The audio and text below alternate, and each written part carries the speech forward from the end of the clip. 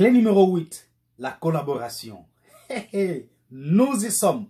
Rappelez-vous, j'avais promis de déballer la chefferie de l'homme. C'est l'heure. L'homme est toujours considéré comme le chef symbolique de la famille et non le chef autoritaire qui ne reconnaît rien de la femme. C'est juste un symbole. Parce que partout où vivent des êtres humains, il doit y avoir un représentant, quelqu'un qui est considéré comme chef. Mais chef, pas au vrai sens du mot. Parce que le chef, c'est celui qui fait exécuter ses 4 volontés. Il n'en est pas ainsi pour la famille. Il n'y a personne qui est là pour faire exécuter ses 4 volontés. Le chef, c'est le dictateur. C'est celui qui dit, vous rentrez à 8h30 et vous ne ressortez qu'à 17h30.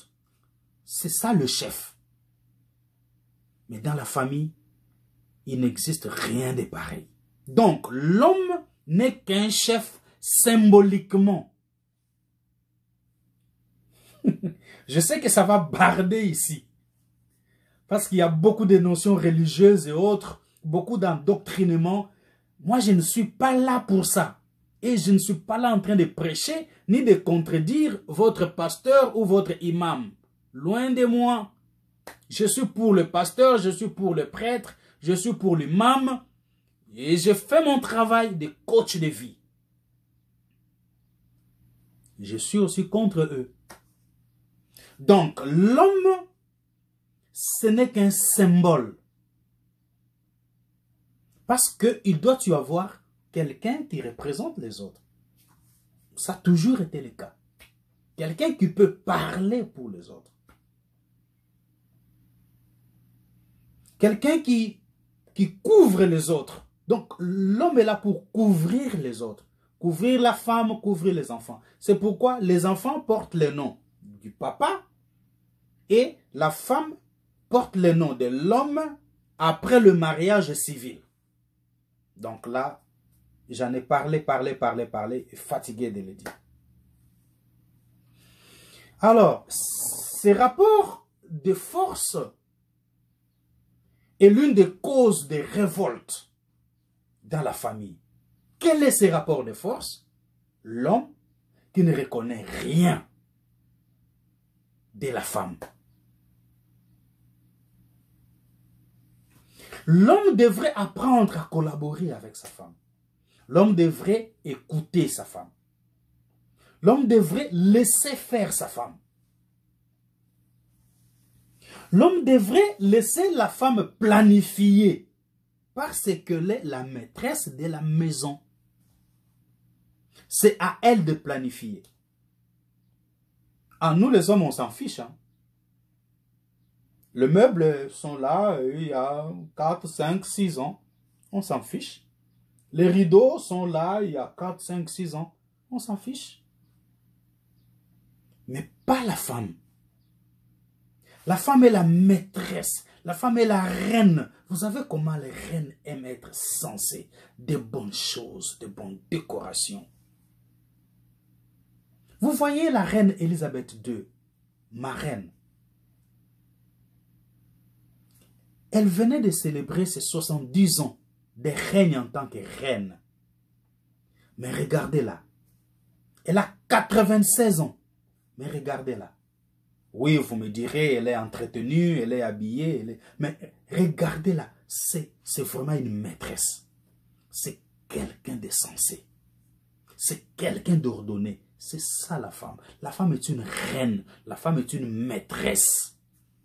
C'est à elle de planifier. Alors, homme, écoute la femme. Si tu veux vivre dans un bon environnement, écoute la femme. Si tu veux vivre dans une maison propre, écoute la femme. Laisse-la faire. Ça ne te changera en rien. D'ailleurs, tu n'es qu'un chef symboliquement.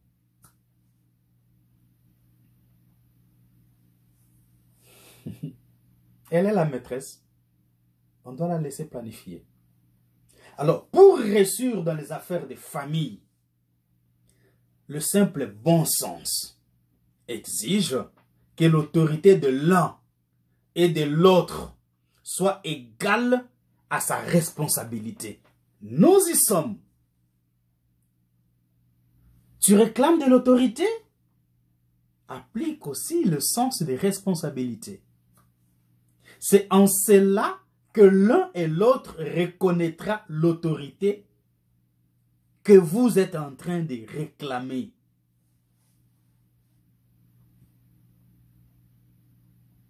Oui, l'autorité marche de pair avec la responsabilité. C'est pourquoi la collaboration, même entre parents et enfants, est très importante parce qu'elle aide à orienter les enfants à travers les sautes de vie, des sautes qui accompagnent leur recherche de l'indépendance, hein, vers l'âge. Vous voyez, quand ils deviennent matures, il y a beaucoup de choses, hein, qui viennent dans la vie de nos enfants. Alors, collaborer avec eux, ça fera vraiment du bien si nous ne voulons pas les rater. Collaborons. Comme je parlais du dialogue, dialoguons. Cherchons des pistes, des solutions. Parlons, asseyons-nous et parlons. Tirons des choses au clair. Collaborons. Ça va leur épargner beaucoup de choses.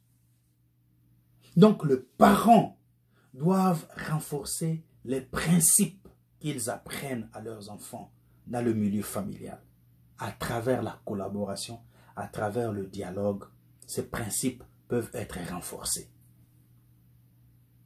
Ce n'est pas un papa lion ou un papa Hitler ou un papa le méchant. Non. Parce qu'aujourd'hui, il y a des familles où les enfants surnomment leurs parents, surtout les papas. Un papa qu'on appelle Moïse, donc quelqu'un qui apporte la loi. Voilà, vieux Moses. Un papa qu'on appelle lion. Un papa qu'on appelle léopard. Un papa qu'on appelle Mobutu.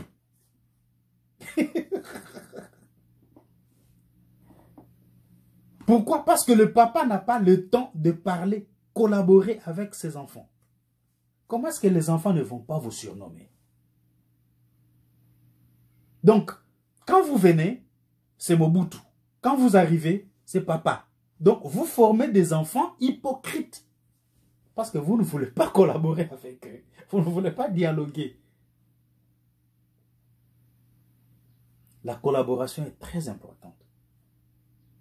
Donc, le principe que vous voulez voir vos enfants avoir dans la vie doivent être renforcés au moyen de la communication, au moyen de la collaboration, au moyen du dialogue.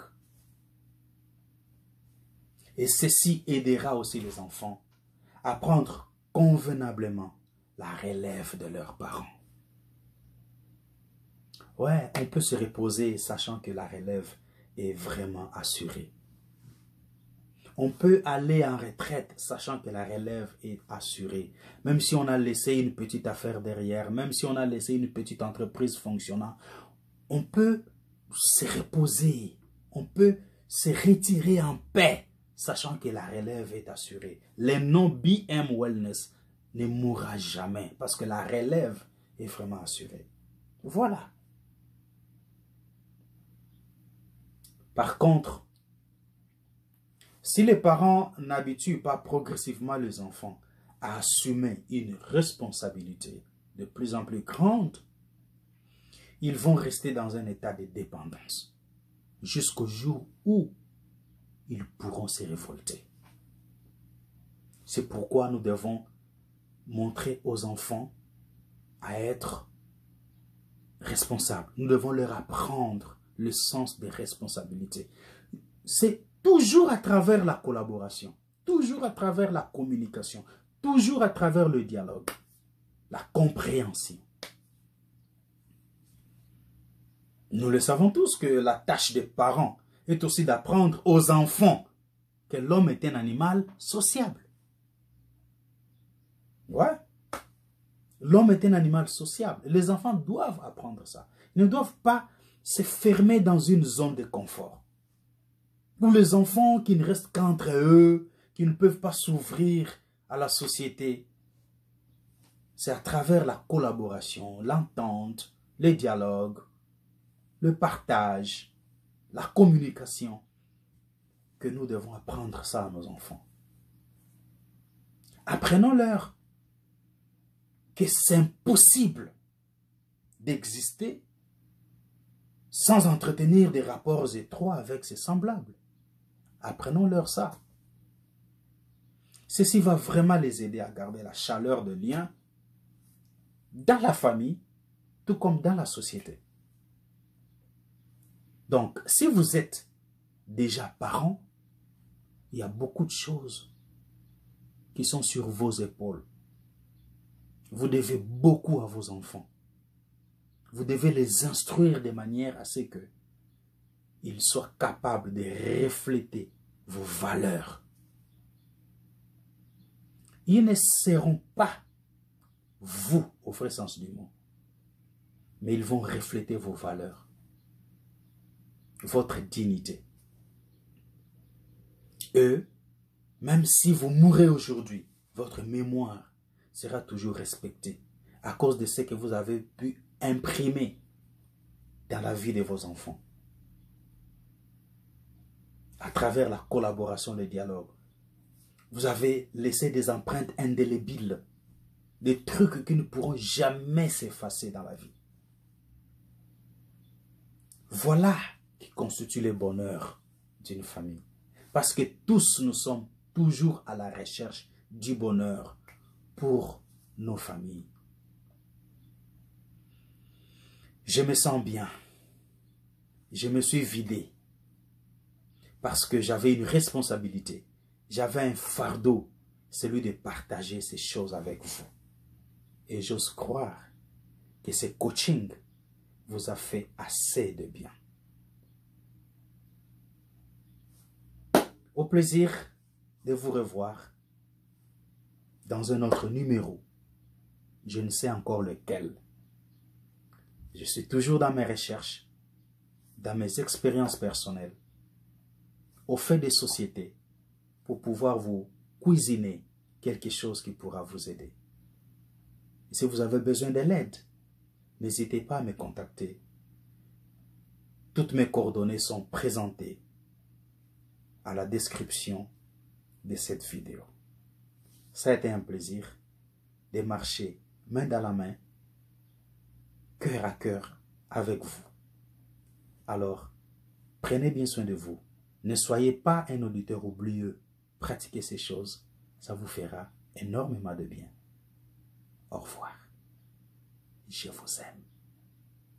Prenez bien soin de vous.